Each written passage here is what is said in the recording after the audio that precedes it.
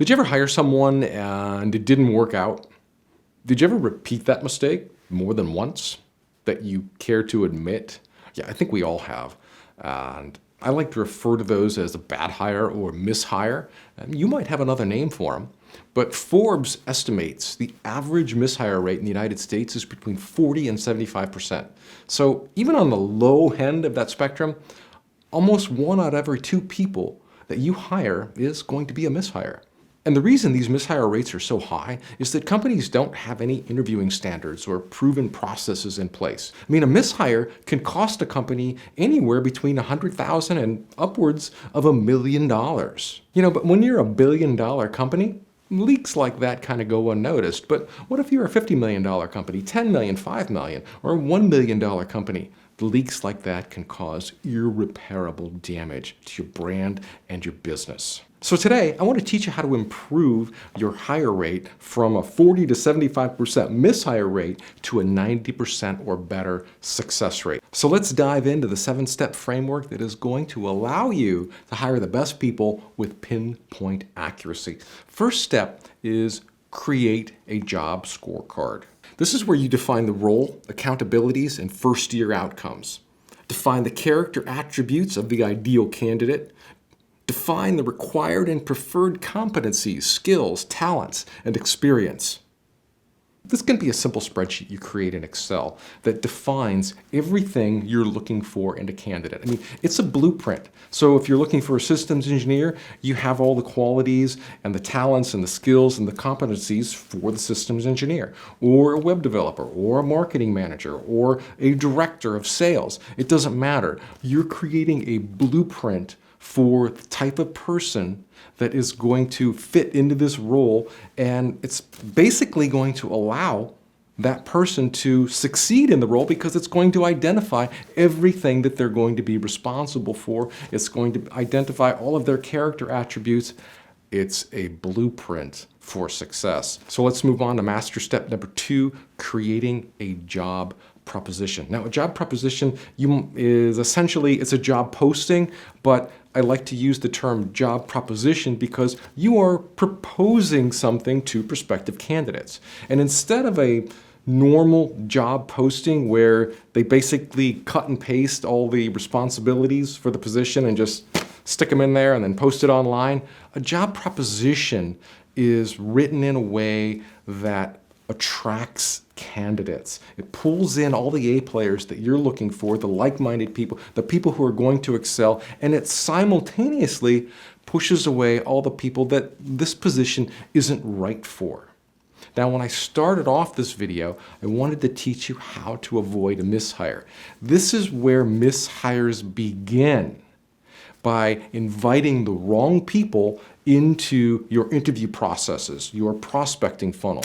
If you have a job posting or job proposition out there that attracts everybody and you're relying on your interview processes to sort everybody out, those mishires are going to sneak through. Those are going to be your C players. Those are going to be the people who this role is not designed for. But when you have a job proposition that simultaneously attracts like-minded people to your culture, to the job, to the responsibilities, people who want to grow versus the people who this position isn't for, the people who don't really meet your qualifications, it's going to gently push them away.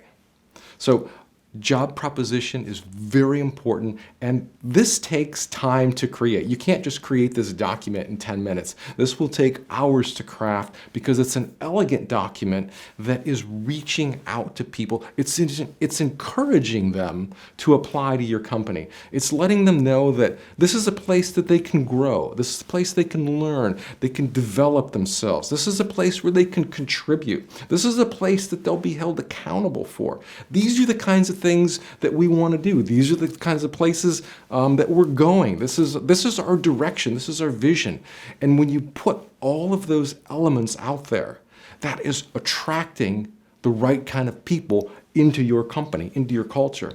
And it's simultaneously pushing away all the other people who aren't going to work out. And what this does is this prevents all of those people who aren't right for you from even applying.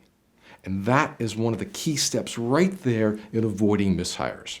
So let's move on to master step number 3. Now, after you've created the job proposition and you've put it out there and people have applied, you're going to start calling people and you're going to set up phone interviews. Well, what you want to have is what I call a values phone screen. And this is a simple 15-minute call with prospective candidates to find out just a little bit more about what they're looking for, what their expectations are, and to determine if they are aligned with your culture. And if they're not, we push them away. We don't even meet them. We just want to meet them on the phone for 15 minutes, see if they're the type of people that we want, see if they're looking in the same direction that we are, see if they're someone that wants to grow with us. If they're not, we push them aside. If they are, we move them forward in the process. In step number 4, this is where you start conducting physical interviews. And you should probably have at least 4 different interviews, about an hour each, on the low side.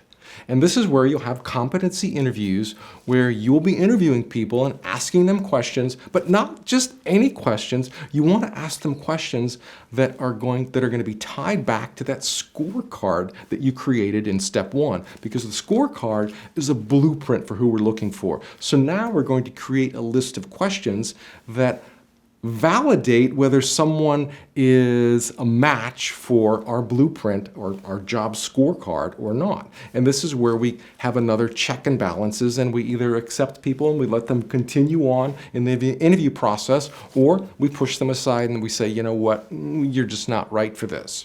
So the competency interview is very, very important, but it has to be tied back to the job scorecard. Now, as you're going through step number 4 in interviewing candidates, one of the most important things you need to do is do sample trial closes where you ask them to kind of visualize themselves in the role and say, hey, things are looking pretty good here. We might be thinking a little bit ahead of ourselves, but someone like you might work out very well here. If we were to put something together for you, what type of salary range would you be looking at? And what you want to do is get an idea for what type of salary that they're looking for. And this is going to come into play later, but we get them thinking about it now, and we get them to commit early to a range or a specific number and just what it's going to take to get them to move. Because the people that we're dealing with, the people that we want to be dealing with at this point are the A players. And the A players, they're the best of the best. They're the stars. They're the high performers. And they're probably interviewing at other places. They're probably going to have other offers. So we want to craft an offer that is going to match exactly what they're looking for. And we start doing that now. We start doing that in step number 4, the interview process. It's just one of those things that we do at the end of each interview. We ask them to visualize themselves in the role and get them thinking about it and what it's going to take to get them to move. So let's move on to the next step, number 5. After we've done all the interviews, we're probably going to have maybe 3 to 5 people who are very well qualified for the role. But before we make an offer, because we want to avoid the mishires, we want to put them through what I call a candidate audition. And this is an opportunity for them to work on the job, essentially, solve a problem, work through a project, go on some sales calls, attend some meetings. This is where we get them doing the job before we actually hire them, because we want to see them in action. Because some people are just really good at interviewing, and they can tell you anything that you want to hear, and they can paint a wonderful rosy picture and just look like the perfect candidate and just make you want to send them an offer after, just a couple of interviews. Well, you don't want to trust them for that. You want to put them through a candidate audition so you can see them in action. And this is a two-way street. Candidate audition is a two-way street because it allows you to see them in action, and it allows them to get a feel for what the job is like. And after doing the job, for a day or half day or a week or whatever it is, they might realize that it's not for them, and they might bow out. Thus, you are eliminating the mishires. Because this happens. Oftentimes people get hired into a job, and after doing it for 30 days, they quit. So that's a mishire. That's against you. All that work that you've put into the hiring process up to this point, it's all gone. You have to start over. So putting them through this audition process is going to help them realize that this position is right for them, and it's going to help you get a better idea of what they're capable of. And again, you want to take their temperature again, see where they're at, see if they like the position, see if they like the work that they're doing, and then do another trial close and say, are you still on board with, what we talked about? If we were to put together a compensation package, based on these numbers, is this something that you'd be willing to accept? And it's just kind of like a verbal offer, and you want to get them to say yes or no. And what you're doing is you're building that final job offer letter in the end so that when you offer them the job, they take it, and you've already worked out all the kinks in it. Again, all these little steps along the way prevent the mishires. So moving on to step 6, this is where you want to call their references. A lot of companies like to skip this step because it takes time and they feel, oh, you know what, I think I got this, they're good, I don't need to call their references. Call their references. You never know. You never know what you're going to run into. You want to talk to their past managers, their past colleagues, customers, whoever it is. You want to find out what they were like at their old job. The whole point of the reference is to validate what you already learned. Not to learn anything new, not to be sold by their references. You want to validate what you've already learned. And if their references basically tell you everything that you already learned throughout the interview process, you can be almost certain that you're dealing with an A player, someone who is going to excel in this role. And maybe you learn some things that are new. And that might be good, that might be bad. You might have learned that they're not a good worker. They might have lied to you. I don't know.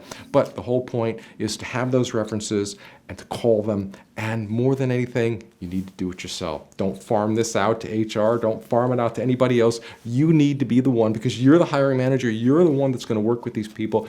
You need to do the references. You are the one who's going to do the best job. And again, to help you with that, I've listed some reference call scripts inside 7 master steps to hiring A players. So it's just a couple scripts you can walk through and find out exactly what you need to validate your candidate. Then, at the end of the references and moving on into the final step is the offer. You want to walk them through the offer letter. You want to say, you know what, your references checked out. They had nothing but great things to say about you. I have a draft offer letter here that I would like to walk you through on the phone, and let's just make sure that this meets all of your needs. So you always want to do this. You want to do this verbally before you put the letter in hard copy paperwork and send it out to them, because walking them through is going to uncover anything that they're not comfortable with, that they don't agree with, and this allows you to put together the perfect offer letter. That way, when you send it out, it's everything that you've already talked about and you've been talking about in step 4, in step 5, in step 6, and nothing is new. So when you send it out, you can almost guaranteed that they are going to sign and accept it. And there you are, my friend, the 7 steps to avoiding mishires. So to help you go farther with this, head on over to simplehiringsystem.com and download the 7 master steps to hiring A players. And that guide is going to give you a framework that you can use to craft your own hiring processes and framework so that you can avoid mishires and only hire the very best people who are right for the position, who are right for your company, who are right for your team. And you'll avoid hiring all the wrong people. And what you'll essentially allow yourself to do is grow your business faster, because you won't have to worry about people who aren't aligned with your company anymore. You've got all A players, and they're all working and harmonizing together and growing the business and taking you in the direction that you want to be. So that's all I have for you today. Hope you enjoyed the 7 steps to avoiding mishires, and I wish you the very best of luck in hiring your next A player. We'll see you in the next video. Bye now.